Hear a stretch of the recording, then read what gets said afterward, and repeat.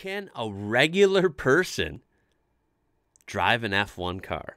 Well, we're going to hear about one lucky guy's experience who is just a regular guy driving the pinnacle of motorsport, an F1 car. This is from VinWiki's a channel, and you can check this out in the description down below so you can watch the whole video uninterrupted, as I will be skipping around slightly.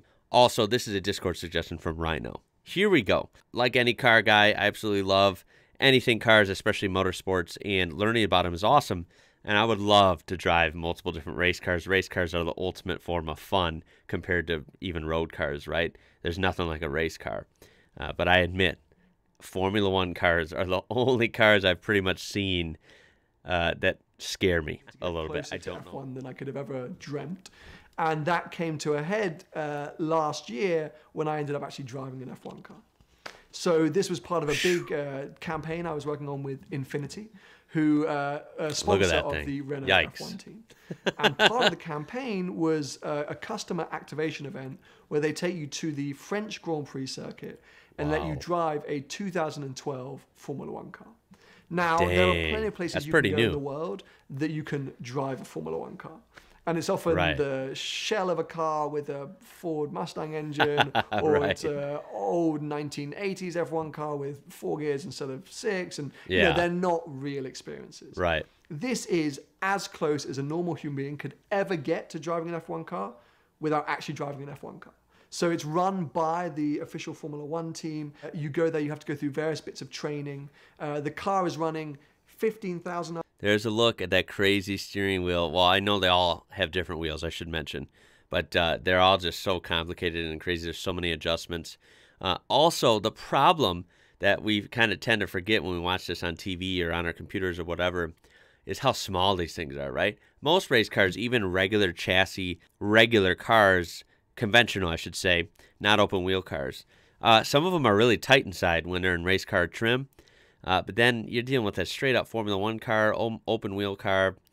I just can't believe how small they look. And that's the painful part. Even if I got the chance, what if it was my life's dream to drive one of these?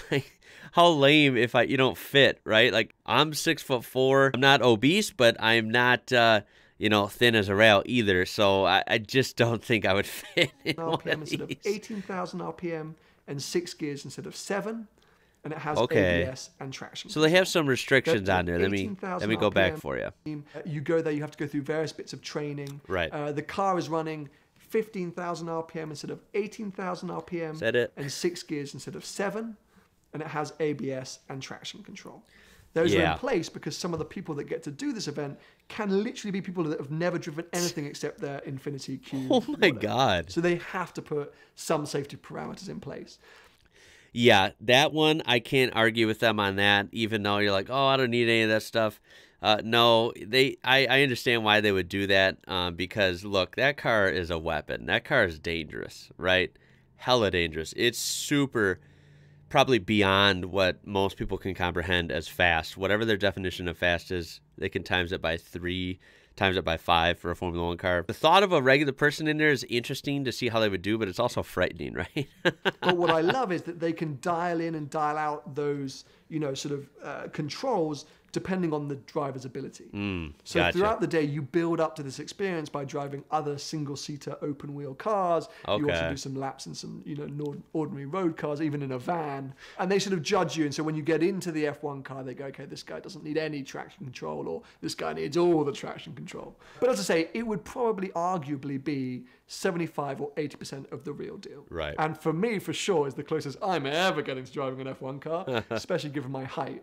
You don't get many 6'2" Formula One drivers, so I had to really wave goodbye to that dream a long time ago. See, wow, he's tall. Okay, 6'2".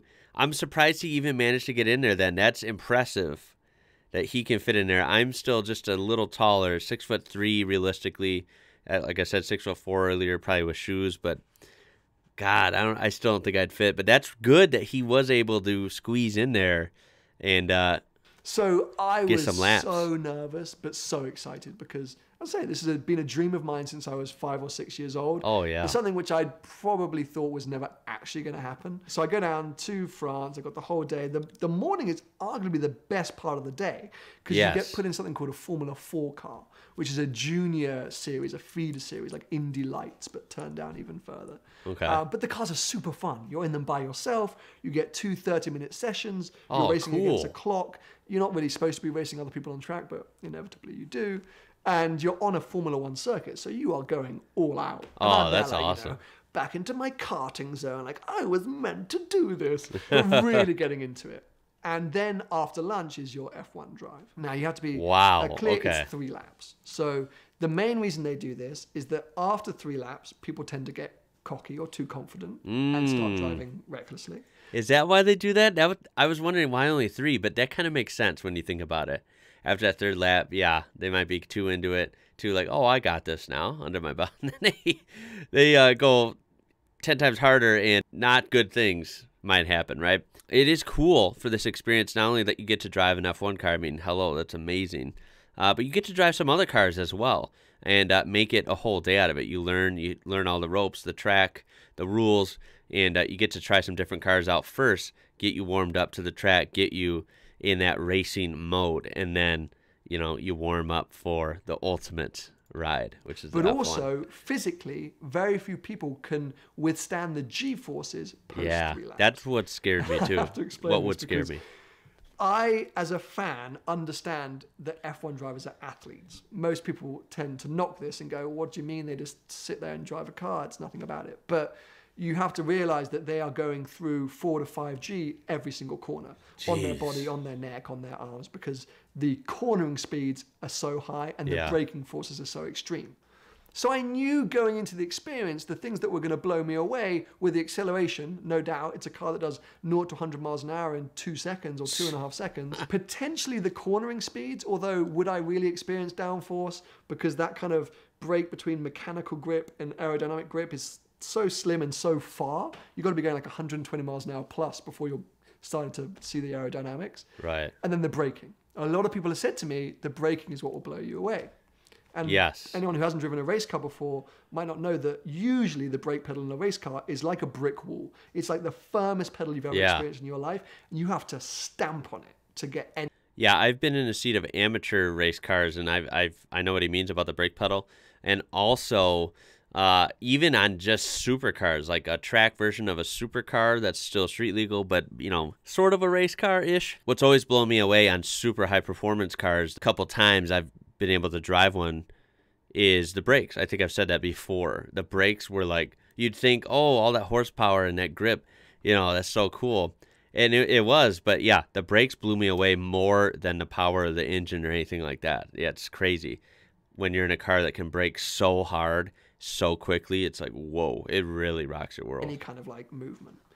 So you get put into the F1 car, they sit you down in the seat, and you actually lie down in a Formula One car. So your feet are up here, your hands, your steering wheel's right in front of your face. Oh my God. And you can kind of barely see over. You just see the tops of the tires, and you're kind of lying down. It is quite comfortable, but a little claustrophobic. Your feet are in stirrups so that you can't cross on the pedal, so you're left foot braking. And before you're allowed out on the track, they say, okay, can you push the brake pedal for you? And I'm ready, and I push it pretty hard, and they're like, no, harder, harder. And I'm pushing it like harder to the point where I'm like pushing myself back into the seat. Look at those pedals, what the hell? And they're like, okay, that's 75% brake pressure. You've got to hit that for every corner or the brakes won't work. And I'm like, oh no, I can't do that. They're like, you'll be fine. I'm like, no, what? Oh. So in my head, I'm like, oh, this is just so terrifying. And the emotions of the experience, everything about it is just so overwhelming that I'm not really taking the moment in. So by the time you actually get in to drive the car and you're belted in, they start up the engine and they push you out to the pit lane because it's too hard to engage the clutch. And you roll away and you're very smooth. You have to just let the clutch out real slow and then the car starts to trickle forward. Not like F1 drivers, they obviously help you with that, but off you go. And of course, the initial reaction is the acceleration. Oh, I bet. Barbaric. I mean, like nothing you've ever experienced before. Take the fastest road car you've ever been, and I'm talking about people who've driven LaFerraris or McLaren Sennas or whatever you might think. Formula One is faster. Wow. And the biggest thing is it's endless. I always feel like in a road car, there is an acceleration curve, no matter how fast you're in. Even in a Koenigsegg or Pagani, after that initial gut-wrenching acceleration, it smooths off. Right. In Formula One, that doesn't give up. You know, the G-force is constant and your stomach is 3 miles down the road until you hit the brakes. But I'm kind of expecting that because it's Formula One, right? So I floor the accelerator. Oh, and I'm like, geez. oh my God. And, you know, your head's banging around like this. And then I get to the corner and arguably I'm not doing that fast at that first corner. So I turn in and it's unbelievably smooth and easy. Actually a lot easier to drive than the little Formula 4 cars. Wow. Because of the mechanical grip. The mechanical grip is so high that it's just, I'm like, oh, I am so good at this. I'm like, I am so good at this. Flowing through the corners, the back's not stepping out. I see the straight and I'm like, here we go. Here we go. This is it. So I just go go all the way down to second gear and floor it. And it's the most amazing experience. It feels like being strapped to a rocket ship. And I get to the end and all I remember is these sort of voices inside my head going, use the brakes. You know, like all the people that I've texted beforehand, or my racing driver friends or people that I know, just saying, what should I do? They're saying, use the brakes. So I'm hurtling towards this first corner. And in the Formula 4 car, I was braking at the 200-meter mark. And I look down and I see the 50-meter mark. And oh, I'm my like, gosh. Let's go for it. You know, what's the worst that's going to happen? There's a big runoff. If I die in Formula 1, you know, the way I wanted to go. So I just go and I'm doing this, and I see the 50 meters, and I push the brake as hard as I can do it. My head, like this, the G-forces takes my helmet and everything down into the cockpit. Wow. I can't see a thing. I'm like, oh, trying to shift down gears.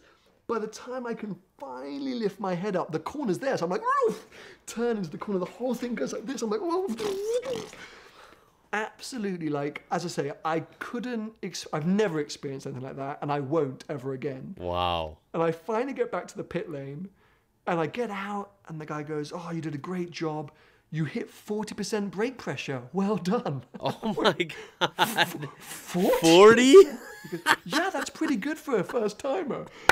And I'm like, how is that 40% if the real drivers are hitting 100% every time? Jeez. And it wasn't just the fact that I applied as much leg pressure as I could. Like, I stamped on that pedal so hard. But it was the forces my body went through. My lungs were like at the front wheels. As I said, my head was in a not a nice place to be. All of it was so overwhelming that my respect for F1 drivers just went through the roof. Not only their physical ability, but the mental capacity to be able to do all of that and be fighting and looking where the opposition are and speaking to your team and switching controls. It was... You know, the more I see with like the awesome video I did the other day, looking at how intense is an F1 qualifying lap, looking at all the controls they have and all the changes, the minuscule differences that they put in through each lap, through different turns on the straightaways, whatever the case is. You know, just a host of things that they're monitoring and changing, not to mention just the car itself, right? Making sure you're driving how you should, making sure you're racing, doing the best line, getting the best time, keeping the car healthy, all these things. Like, if anyone thinks being a race car driver in most disciplines, in most racing leagues, honestly, is still, it's an insane deal. Like, it's fun, I'm sure, and yeah, you're driving a race car for a living, that's awesome. But, you know, most racing leagues are very difficult, I'm sure, and, you know, what they do is pretty spectacular. But then, like I said, Formula One is just on another planet. It's like there's nothing like it.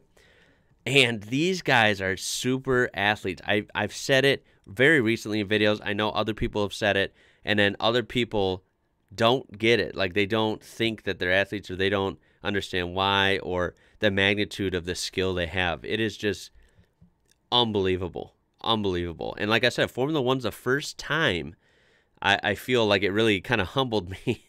Where, you know, I always think as a car guy who's had a lot of cars and driven on track days before and stuff, like, oh, yeah, you know, you tend to get a little bit of an ego with cars, like, yeah, I can drive anything, you know. With all my car knowledge and experience just in my life that I tend to think, you know, makes me a pretty solid car guy, I could not even touch a Formula One car. Like, I would get dead last, not even finish the race probably in a Formula One race. That's my point. Like, it is just bigger, than you can comprehend. Unbelievably engineered and amazing machines.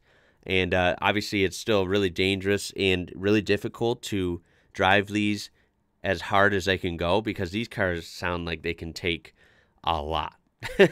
It takes a lot to push these cars to the max. You know what I mean? Anyway, this has been really spectacular. This guy's an amazing storyteller. It was a completely sort of a recalibration of what a car could do. Yeah. And the funny Agreed. thing is that the team that run the cars on the day say the thing that people struggle with the most with an F1 car is actually how high the idle point is. The engines idle at around 9,000 RPM. Oh my God. And as God. I say, usually they shift at around 18,000 RPM. Jeez. So you're always at, that's like forever. You roll out of the pit, you're like, yeah. and people can't get used to it. So they let the revs drop too low, or they shift too early because your ears just aren't used to that higher pitch. Right. And all the fluids and everything don't pass through the engine, or they get cold and everything dries up. And I actually experienced this. I was the only person on the whole day to suffer any kind of issue. Okay, I didn't crash, but I did have a mechanical issue. Oh no. Because obviously this whole like, use the brakes. Before I got onto the main straightaway, I was trying to see what these brakes would do. So I was in like second gear, trundling around a corner. And I thought, I better stamp on the brakes and see what happens. So there I go. I stamp on the brakes and everything just went vroom. And all the revs dropped and I was in the wrong gear and the anti-stall kicked in. So Oh, I'm there, wow. my first ever F1 experience, and the car just cuts out, and you have no car to pit radio. They can speak to you, but you can't speak to them. So I'm just free rolling, literally around this last corner, and I see the pit lane, and I have to roll. Thank God I had enough speed back into the pits, and everyone's sitting there going, "What's this guy doing?" And I'm like, "I think I broke it." So the only guy the whole day that like screwed up the program, given that I was the person most excited and probably should have known that was something you shouldn't do. But you just have to keep the revs up. You have to keep the energy and everything moving, the temperatures up. It's Right. an amazing machine in the fact that the only way to drive it is flat out the minute you leave the pit lane. There's no warm-up procedures, nothing. They've done that for you already with machines and computers. Wow, So the okay. minute you leave that pit lane, Interesting. you've got to be on it, or the car is just going to give up on you. And that was a lesson to learn. Damn, that was excellent. Very fascinating. If you didn't know, this guy is from a car YouTube channel called Seen Through Glass. I've seen just a couple of his videos, but I would like to check out more, especially with that amazing experience he got to have, and the way he told that story was incredible. I did skip around a little bit, and especially at the beginning as well. So if you would like to see this whole video uninterrupted and browse their channel, please do so with the link in the description down below. That was absolutely spectacular. Good on that guy for getting to drive an F1 car, something we all dream of, I suppose. And like I said, I'm just amazed. I know I kind of went on a rant right towards the end there, so I won't repeat what I said there. I just say that it's absolutely amazing. I don't think I could ever drive an F1 car. If I got to drive one, if I was to fit in one, that'd be the first obstacle. Like I said, I think it'd be fun, but I know there's no way I would be able to, attempt a record or like drive the car to its fullest capability. There's just no way. These things are unbelievable, and the real F1 drivers are just unbelievable super athletes. Leave your thoughts down below. Have you gotten to drive any race cars or any supercars on a track? What was it like? Was it really fun? Was it harder than you thought? Was it easier than you thought? What were some of the issues that came about that shocked you or surprised you? Let's talk about stuff like that down in the comments. And of course, what would you do if you got to drive an F1 car? Would you be too scared? Would it be too difficult, do you think? Let's talk about that stuff. Leave a like and a thumbs up on this video because this was actually awesome. I love story times like this. This was a really, really good one. It will help this video out. Subscribe to join this amazing community we have here. And of course, we're on our way to 100K, so I would appreciate your help. My name is Ian. You're watching IWrocker, and until next time, y'all. Catch you later.